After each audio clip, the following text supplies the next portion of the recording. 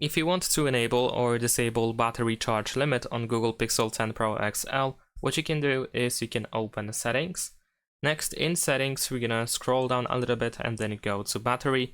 And then in here, you want to proceed to Battery Health. Now we're gonna find the charging optimization here, which has the limit to 80% options. If you want to use the battery charge limit, you can set it up over here.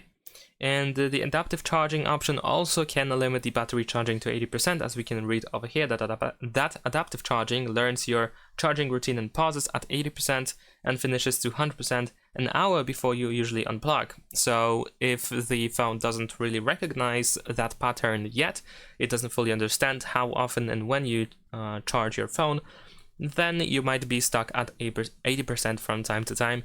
So it might be better to, for example, just completely turn off charging optimization. But of course, it is still recommended to use charging optimization.